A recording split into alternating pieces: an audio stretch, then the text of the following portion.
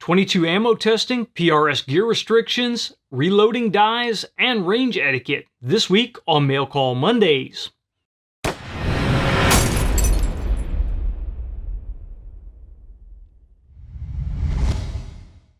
Mail Call Mondays is sponsored by Modular Driven Technologies. If you need a chassis system for your precision rifle, check out mdttac.com. I'm John McQuay with 8541 Tactical, and this is Mail Call Mondays, the show that answers your questions about precision rifles, optics, and equipment. Welcome to another Mail Call Mondays, and we're going to start this Monday off with a question from Patreon. And Gary asks, John, you've gotten me into NRL 22 thing. I've modified a 1022 largely as you did, and now I've acquired a variety of match ammo to test the new Green Mountain barrel. Can you please outline a good testing, including any barrel cleaning that should be included in the process? Thank you for your valuable contributions to the precision rifle shooting community. Well, Gary, there are a variety of different ways out there to test 22 ammo. If you go and look at what a lot of the bench rest shooters will do, is they will start out with a clean barrel. So if you're starting with a virgin barrel that has never had any ammunition through it, then I would go ahead and throw some patches through it or a bore snake or something to make sure that you don't have any manufacturing debris, any packing debris, anything like that left inside the barrel. Then you're going to go ahead and start with your first lot of ammunition, and you're going to need to fire some shots through the bore to season it. And I would say somewhere in the order of 10 to 20 shots should be sufficient to make sure that you've got a good stable condition inside the bore. So you've laid down that lube, you've got the bore leaded to fill in any of the imperfections that machining inevitably leaves inside the barrel. And then you have a stable condition. Then go ahead and fire your shots for record, whatever you're going to score for your group, to see how the ammunition performs in the rifle. Now, when you are ready to switch ammunition, you really need to start that process completely over again. So knock all that fouling out. Go ahead and do a nice, good cleaning of your barrel.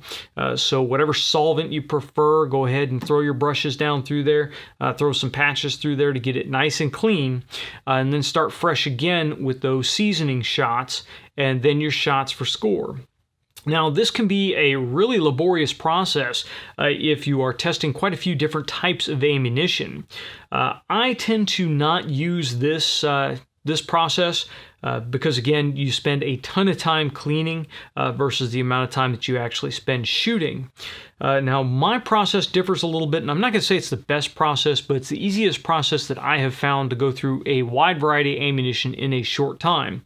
What I will do, again, is if you are starting with a fresh barrel, is you'll again go ahead and make sure that there's no manufacturing debris in it. You'll shoot your seasoning shots. You will test your first lot of ammunition just like you would in the other method. But when you're done with your first brand of ammunition and you go to switch to the second brand, instead of cleaning the barrel absolutely clean, I will just go ahead and fire anywhere from 2 to 3, sometimes even 4 fouler groups through the barrel just to get that old lube out, to lay down the lubricant that is in the new ammunition, and then have a stable condition again in the bore of the rifle, because that's really what we want. We want that stable condition between group to group to group. Now, this may just cover up, some of the original lead in that, but I don't think, at least in my experience, that it is causing a drastic difference between cleaning it to a pristine condition before you switch groups. If you want to be absolutely certain, and if you're shooting for bench rest accuracy, then I would go ahead and clean to a pristine bore condition and season it for that next lot of ammunition.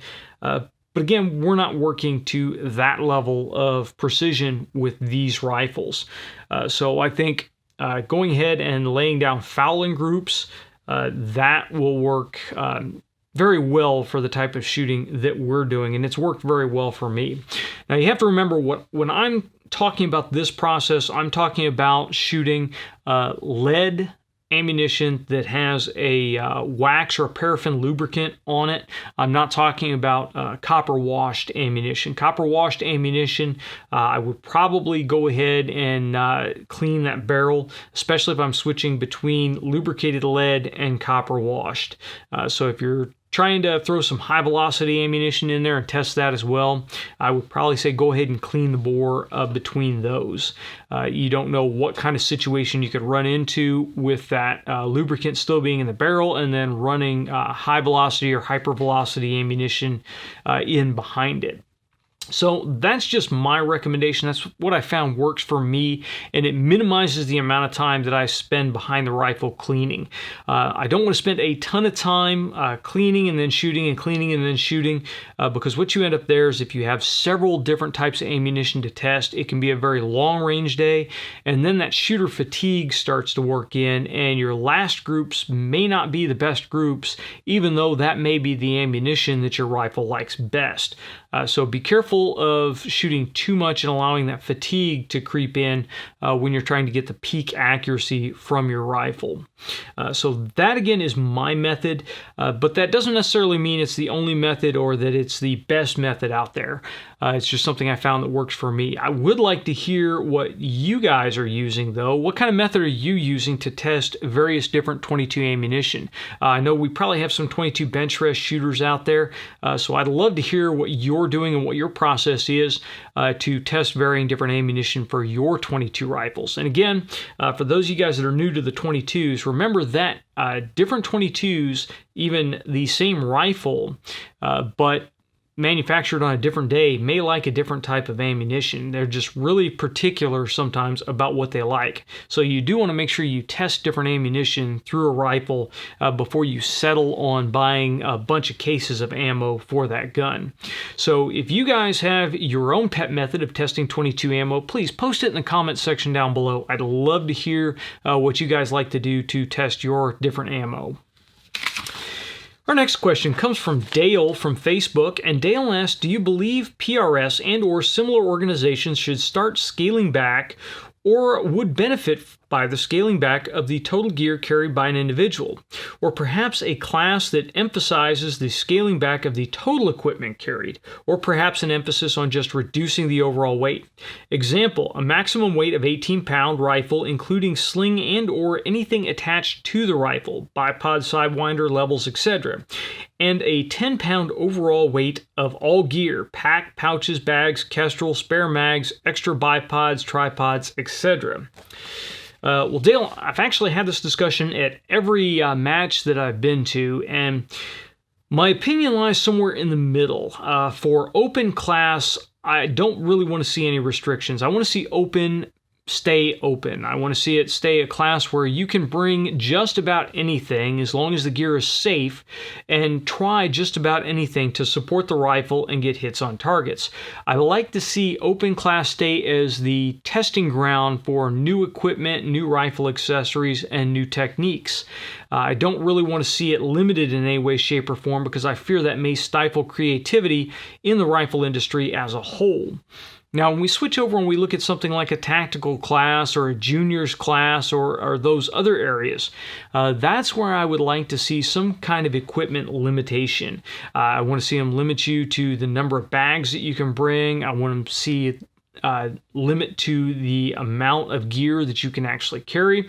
And I do want to see them make sure that you have to actually carry your equipment to each stage. I don't want to see carts and wagons being hauled around carrying all this stuff unless you have a physical handicap. If you have some kind of physical limitation, then that's absolutely understandable. And we need to make accommodations for that because, again, this is a game, this is a sport, it's supposed to be fun. But as far as the gear limitations, I like to see some kind of gear limitations for the lower classes, the limited classes, because that limits some of those barriers of entry to younger shooters, newer shooters, or shooters that have a restricted budget. I want them to feel that they can come shoot and be competitive without having to drop $600 on a variety of different shooting bags to use in different situations. So that I absolutely support, and I think it's a direction that the sport needs to continue in, that for the top level guys, if you want to bring all the toys and have all the gear, then you shoot an open class. If you think that's kind of silly and you want to be limited to just a bipod, a sling, a rear bag, that kind of thing, well then shooting tactical class or shooting some of the other classes and limit the amount of gear used. So that's just my opinion, but as always, I love to hear what you guys have to say. Do you think that PRS needs to stay the open class, whatever gear you want to bring, or do you think it needs to be limited to the amount of bags, tripods, etc. that you want to use? I really want to hear your input, so go ahead and drop it down in the comments section down below. Now, Kevin asks, if you only had room for one support bag, what would it be? If you could look at this question as an LE sniper and competitive shooter. Well, Kevin, it's kind of difficult because in reality, I would like 2 bags.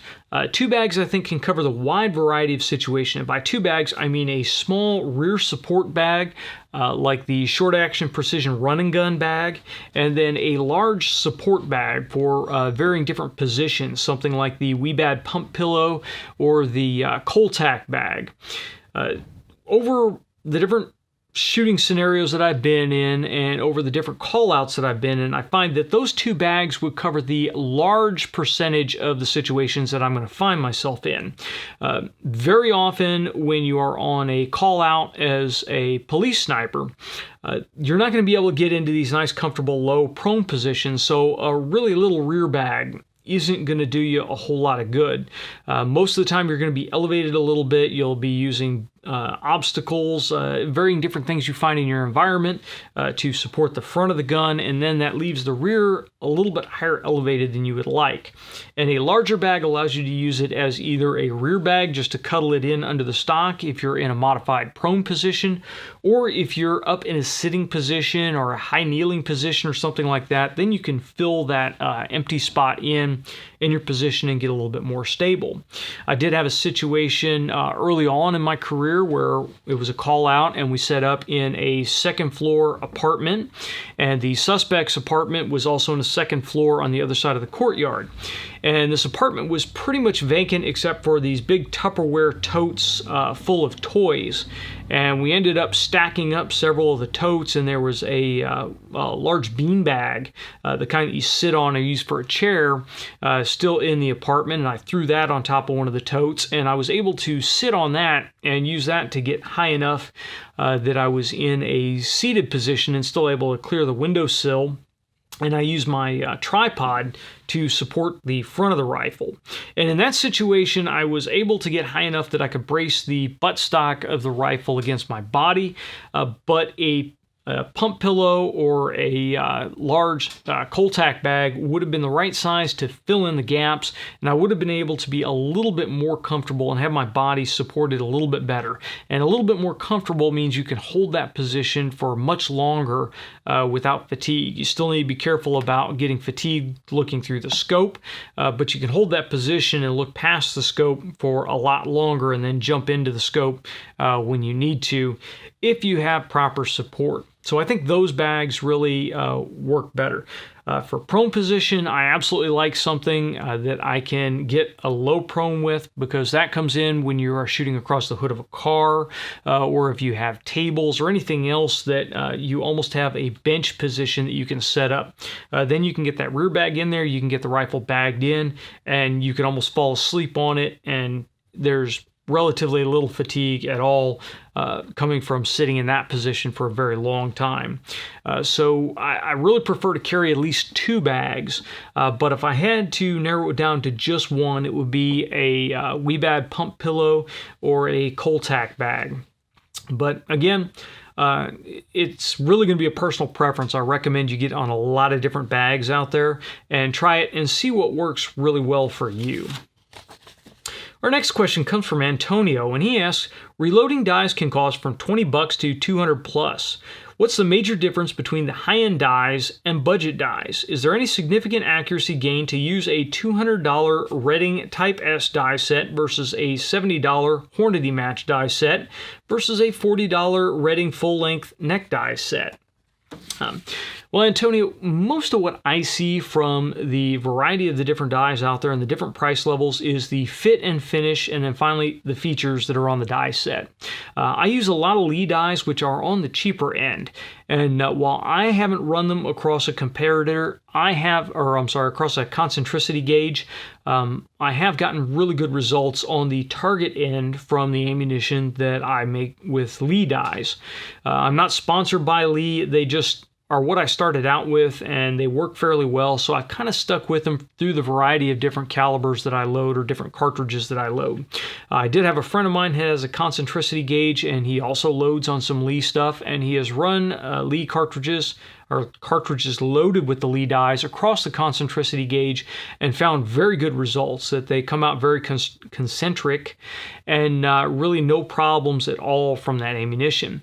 Now, when we jump up to something like the Redding dies, which I do have some Redding dies around here, the fit and finish on them is much nicer. The machining is much smoother, and they have added features like the Redding competition seating dies have a micrometer on top. Now, the micrometer is a really nice thing. First of all, when you are initially setting up that cartridge, because you can seat the bullet long, you can measure it, get an idea of what your final seating depth needs to be, and just dial that in on the micrometer and then seat it. And it takes you quite a bit fewer trips in and out of the die to get to your final cartridge overall length that you want to be at. Whereas when we look at the Lee set, they just have an unmarked knob on the top of the die, and there are no click detents, nothing like that. So you have to go in and out of the die, measuring each time, bumping it a little each time until you get to the point that you want to be at. And that can be a little bit more fiddly. It can take a little bit longer to set. Now, most of the time, if you are just loading for one rifle and one cartridge, then that's not that big of a deal, because once you get it set, you're probably going to stick with that bullet in that cartridge, and you can leave it for quite a while. But if you're switching back and forth, or say, for instance, you're loading 308 for a variety of different guns and you're using different bullets in each one of those, or they have different cartridge overall lengths, then you're going to be changing that up quite a bit. That's when that micrometer comes in really nice, because you can write down the setting on the micrometer for each one of those cartridges or each one of those rifles, and you can dial back to that setting and get dialed in really quick when you switch lots of ammo and load for something else. But in the end, you have to ask yourself, is it worth it? Is the cost difference worth it for what you do? Again, I can afford fairly expensive dies, but I've stuck with the Lee because they just work well for what I do. If you feel you need the more expensive stuff, or you feel that those features would benefit your reloading process, then there's absolutely nothing wrong with upgrading to the nicer stuff. But for beginners, for guys that are on a budget, I definitely recommend checking out the Lee dies. I really like the Lee neck sizing dies because they use a collet. You don't have to do all the measuring and replacing different bushings. And it's much easier for a newer shooter or a newer reloader to use those collet neck sizing dies and get really good results than it is to go through the measuring process and order the correct bushings, and then have to order different bushings if you change to a different type of brass. So that's just what's worked for me. I really do like the Lee dies, but I really like some of the features that are on the Redding dies. I haven't used a ton of the other dies that are out there, but those are the two main ones that I look at.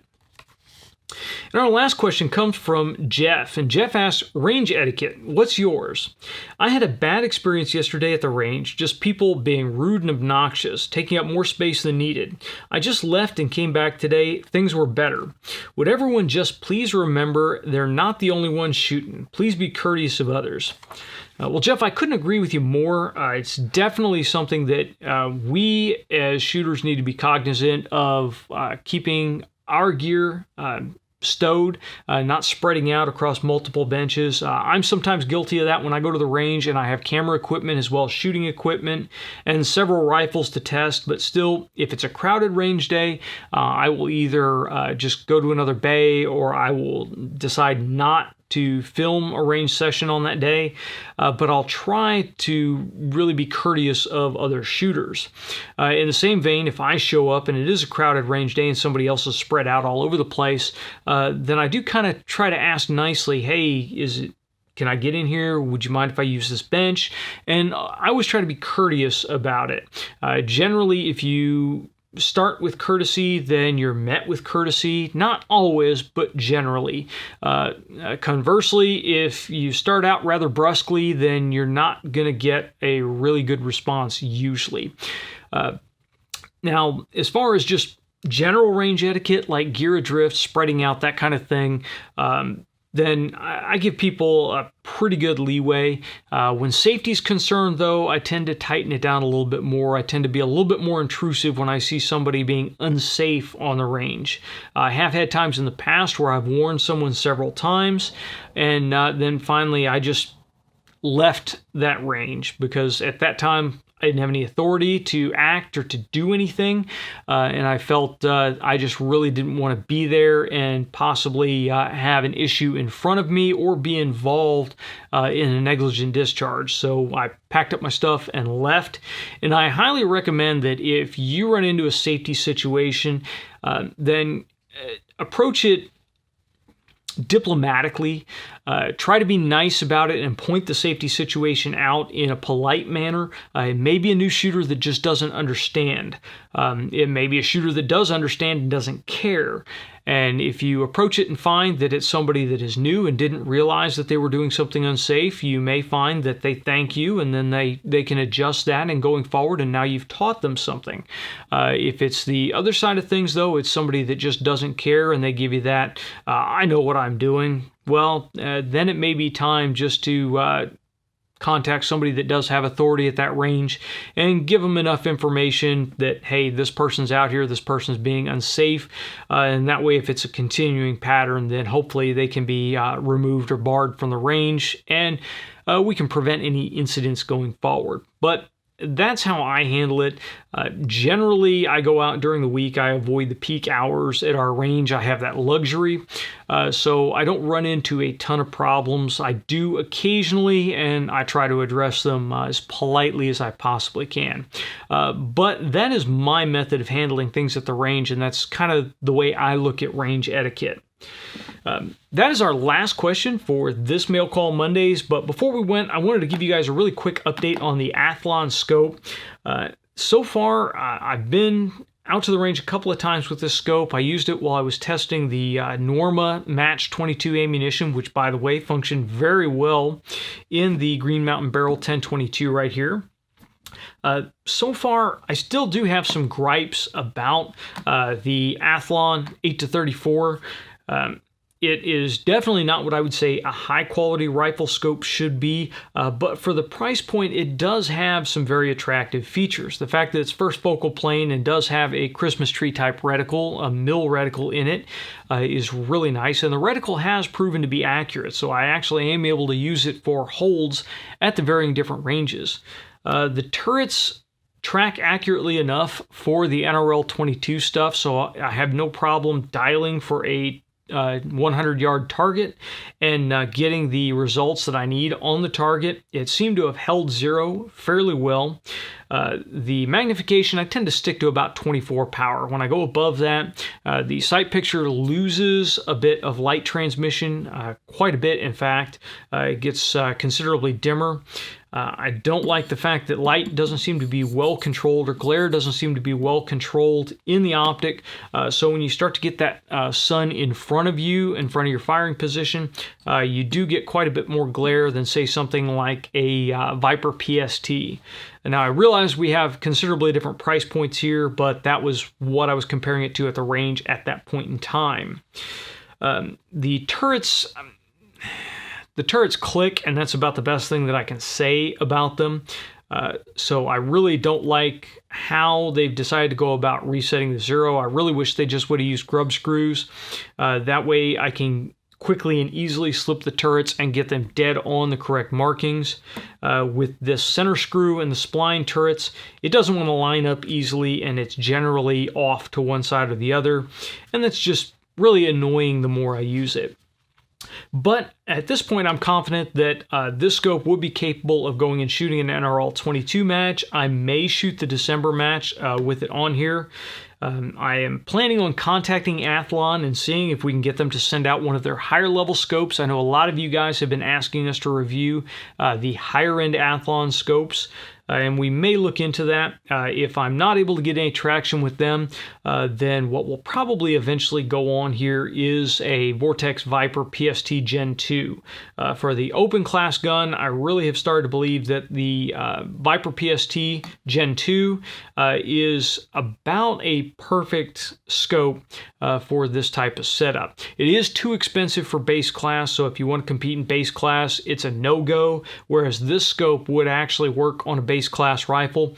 But if you're shooting it open, then you can afford to drop a $800 optic on it, and you'll be good to go. Actually, the Viper PSTs tend to be just under $1,000, but there are some deals floating around out there if you look for them. So that is the current state of affairs with the Athlon scope. And if you guys have any questions or comments on the Athlon, go ahead and leave them down in the comments section down below. If you have any questions on it, please drop them in there, and I will try to answer those when we do the full review on the Athlon. That is it for this Mail Call Mondays. If you guys have questions or comments over anything that we've covered, please leave them in the comments section below or send them to us on Facebook or Twitter. If you guys are listening to the show on your favorite podcast app, then you can send questions to us at 8541tactical@gmail.com. If you like the video, please make sure you like, share, and subscribe. And until next time, get out and shoot.